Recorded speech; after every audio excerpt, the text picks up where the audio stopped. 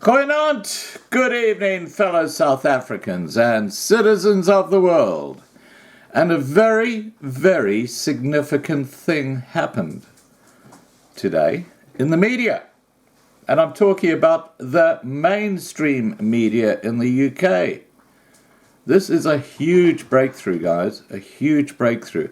I'm going to be quoting from an article that was run in The Sun, which is a very, very well-read newspaper in the United Kingdom. And the caption will get your attention straight away. Living a nightmare. Farmer's wife shot and raped in front of her children after gun molested her daughter during a revenge attack in South Africa. Now, this is a very, very important development because once one of the mainstream media starts talking about it, the others feel compelled to follow because they're like a bunch of sheep. So I would not be surprised if from this breakthrough here, which is a major legacy paper, you will suddenly find a number of newspapers starting to cover what's going on in South Africa. I would actually put money on it because they don't want to be left out of the loop, even though it goes against their narrative. They feel compelled to participate. That's how fake the news are. And please excuse the old fart over there. He's having a bit of a seniors moment. All right. Getting back to the article. A traumatized mum has described how she was brutally raped in front of her 3 children after a gunman broke into their farm in South Africa. Brave Nikki, 45, says she endured a 4-hour living nightmare as Sebenzile Simani also molested her daughter and threatened to kill her son in March last year. The evil former farm worker felt he had been wronged by her husband, Hein, 44, and shot his way onto the property, determined to chop him up into pieces, tying up his family and stealing their money. He has now been sentenced to 2 life sentences in jail, while Nikki has agreed to speak out to raise awareness of the day-to-day terror South African farmers have to endure. Despite conclusive DNA and CCTV evidence, the twisted rapist had pleaded not guilty and forced Nikki to relive her ordeal in the witness box in a horrific 10-day trial that shocked South Africa. Her life changed forever at 8 p.m. on March the 23rd, 2018, when a volley of bullets came through the patio door, aimed at her 15-year-old son's head, somehow missing him by centimeters. Nikki said, with the bullets smashing through the windows, I can only describe our feelings as being hunted like wild animals. He shot his way through a sliding patio door to get in. What followed I can only describe as 4 hours of pure hell, just sick torture and depravity. He held the gun to my 9-year-old son's head and threatened to shoot him unless I complied. I told my little one to be quiet or else this man would kill us. All I saw were his silent tears running down his little cheeks for the next 4 hours. The sight of that will be with me forever. He tied us all up with fencing wires so tight that our hands lost their circulation and turned grey. He shouted to my children that he was there to kill their father and that he would chop him up in front of them. He said that when he came through the door, they would watch him being butchered. All I could do was beg him not to make my son do that. He just kept pointing the gun at my son's feet and saying he would shoot them unless he raped his mum in front of his brother and sister. I begged and pleaded with him not to do this and to take me to another room and take me instead. He grabbed me and forced me to my bedroom and raped me there. There was blood everywhere, as I had already been badly shot. I could do nothing as my hands were tied behind my back. He then brought my 13-year-old daughter to the bedroom, undressed her and attempted to rape her. He was sexually molesting her and all I could do was beg for mercy and to take me again. So instead of raping her, he forced my beautiful innocent daughter to watch as he raped me again. I cannot describe the anger this man displayed toward us.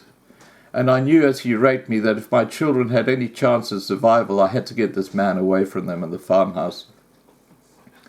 You don't care about yourself, you just want your children to die, and you do all you can. After she told him her husband wasn't coming back that night, he he ferried and forced her to drive him into town to take out cash.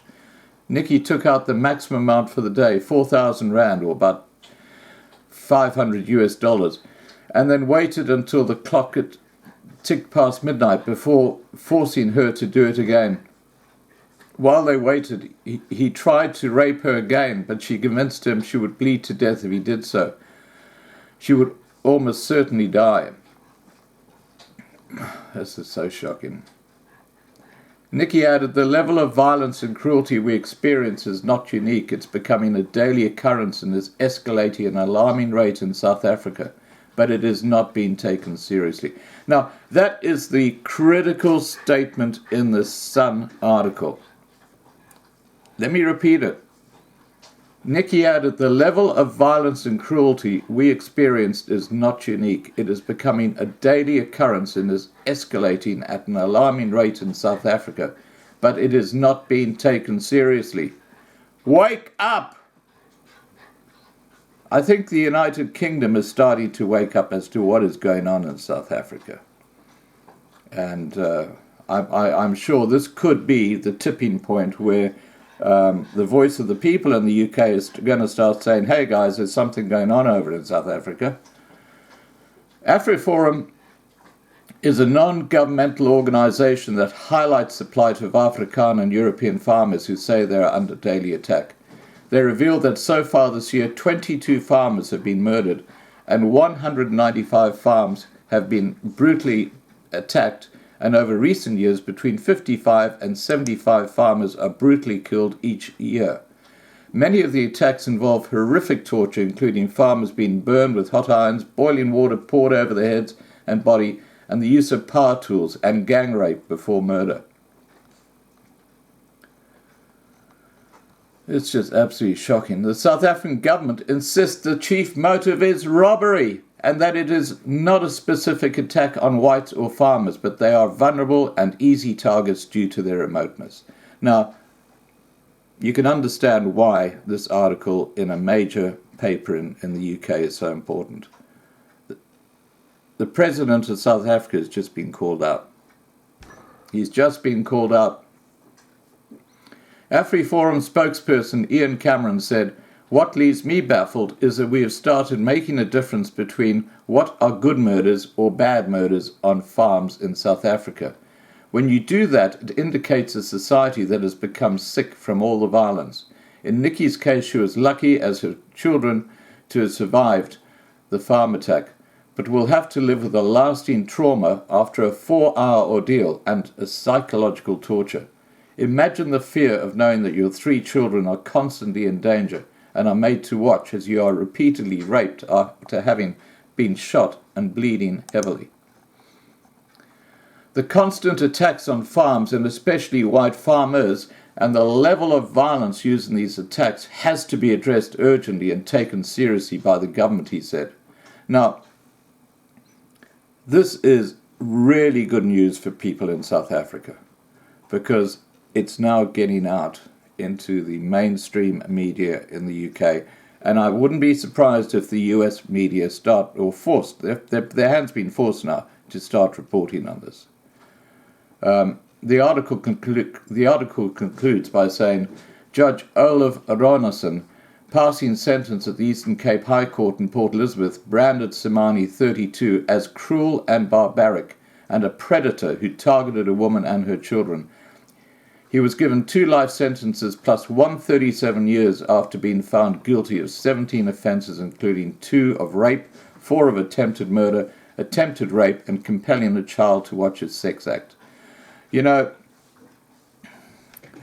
this is really exciting because, as I said, if they keep on reporting on these farm attacks, the rest of the mainstream media in the UK and the US are going to have to start reporting too. Otherwise, the public are going to say, well, look, you're not reporting the news, because this is a horrific event.